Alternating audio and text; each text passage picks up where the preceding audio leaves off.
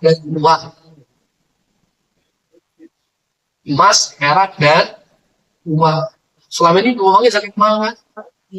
Padahal itu bukan zakat mal. Karena kalau untuk kami menerima dan menyalurkan zakat mal, kalau ada orang bawa kambing, tiba-tiba harus diterima juga.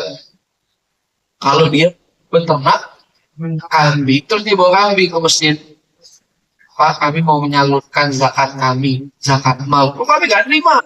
Kami hanya menerima zakat mal. Ini peternakan itu maksudnya ke dalam zakat. Makanya kalau mau tulisnya panitia zakat naket biasanya gitu. Karena masjid kadang-kadang hanya menerima zakat naket saja.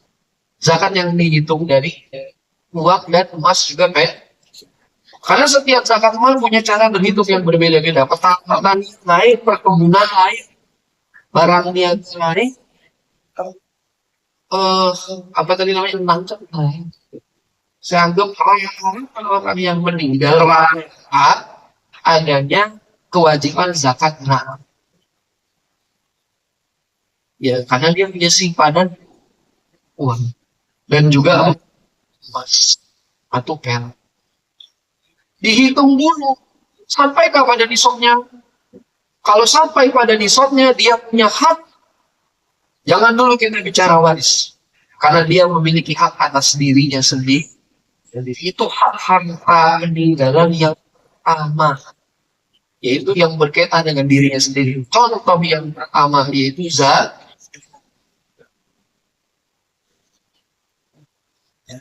Dan emas sama perak yang dimaksud di sini, emas dan perak yang sebagai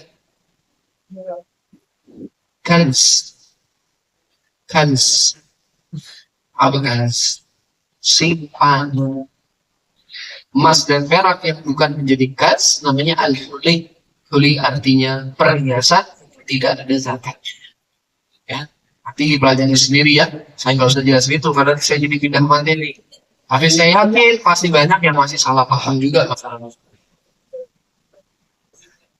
Jadi yang ada zakatnya itu adalah al-kanz. Kanz itu artinya emas sebagai sifat.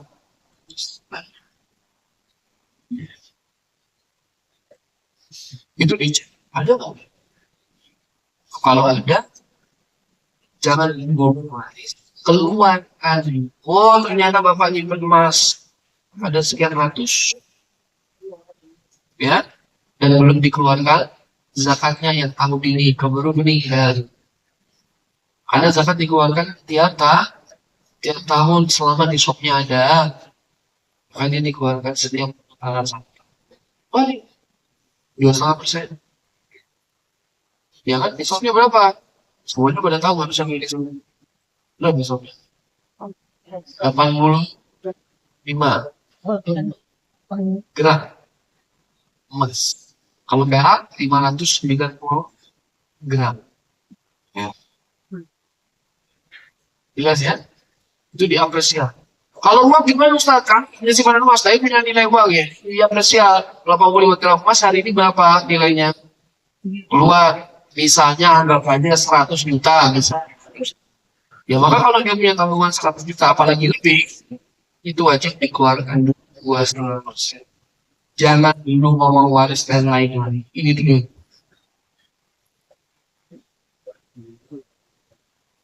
Kalau emas, uang diapresiasi dengan nilai yang akan terima.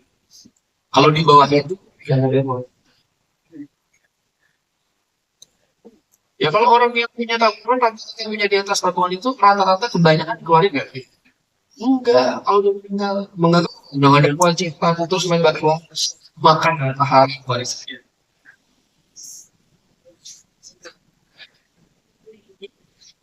Iya, makanya kewajiban. Ya. Atau begini kasusnya, wa inna fabit hikmah. Dulu bapak saya pernah ngomong, Ustaz, ini bapak sudah kena wajib zakat, udah kena wajib zakat, tapi bapak belum mengeluarkan uang ini bapak pakai dulu, ada urusan lain. Jadi dia punya tabungannya misalnya 300 juta, sudah berputar 1 tahun pertama kali. Hari ini jatuh tempo. Dia bilang sama anaknya, Bapak hari ini sudah berkewajiban mengeluarkan 2,5% dari nilai terakhir uang tabungan. Nilai terakhir berapa sekarang? 300. 2,5% dari 300. Tapi Bapak masih ada keperluan ini, Bapak mau pakai dulu, ada yang mau dibeli. Jadi nggak dikeluarin dulu. Nggak lama meninggal. Nggak lama meninggal. Itu waktu bapaknya meninggal, anak yang tahu tadi itu, ya, dia harus mengingat bahwa ada 2,5% dari 300 juta yang belum dikeluarkan daripada zakat. Tapi kalau udah dipakai, tapi ini dari aset semua yang ada, nanti hasil penjualannya, ya, itu dikeluarkan 2,5% dari nilai 300. Cara ngitungnya gitu. Kadang-kadang ada waktu itu, ya, saya sebenarnya udah kewajiban ngeluarin zakat, tapi belum saya mau ngeluarin, nanti dulu deh saya datang. Terus uangnya habis. Padahal sudah wajib, belum dikeluarkan, meninggal. Itu wajib itu menjadi utang, menjadi zakat. Paham betul ini?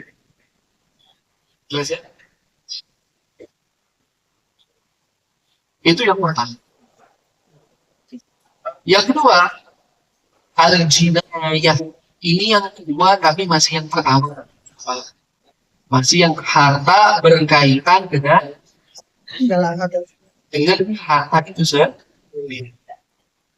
Yang kedua namanya jinayah. Ya. Jinayah ini apa jinayah ini? Sanksi kriminal. Sanksi kriminal.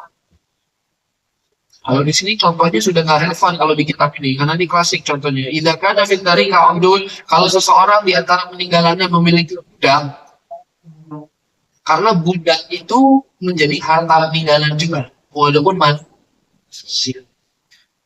Ya, budak itu menjadi harta peninggalan, walaupun dia manusia. Tapi hari ini sudah tidak ada perbudakan, walaupun masih kemungkinan akhir zaman masih ada budak lagi. Ya, biasanya karena perang baru akan terjadi perbudakan itu.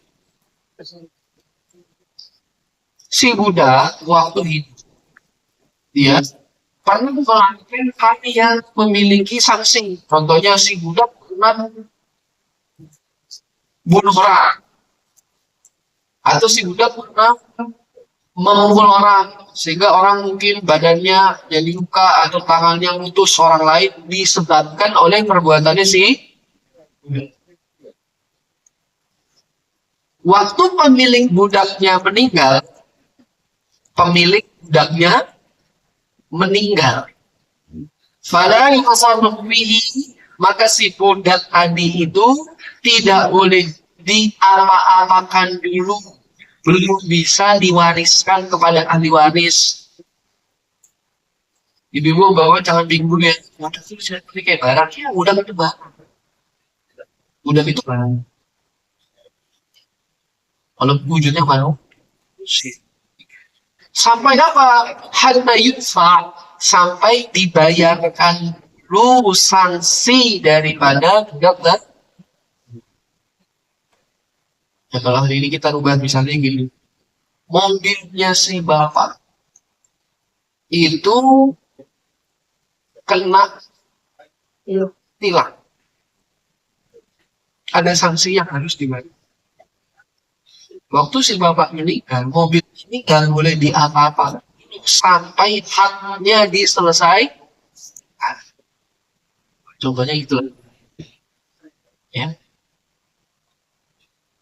Mobilnya ada masalah, tunggakan karena kriminal, nabrak, atau tadi kena tilang, atau pajak dan yang lain-lain, itu harus diselesaikan dulu. Tidak boleh langsung ujuk-ujuk jadi waris terus nanti kamu saya yang ngurusin pakai uang saya sendiri karena ini saya penerimanya. Nggak boleh, saya bilang ada penerimanya. Boleh jadi mobil itu nanti tidak akan dimiliki karena ternyata sanksinya mengharuskan mobil itu diambil dan dirampas oleh negara misalnya, atau harus dijual dan hasil penjualannya dipakai untuk membayar sanksi. Tapi kan kadang-kadang namanya orang tuh semangat main langsung mau ngambil aja itu bila sedari dan itu pun contoh-contohnya. Dulu contohnya bilang dia ke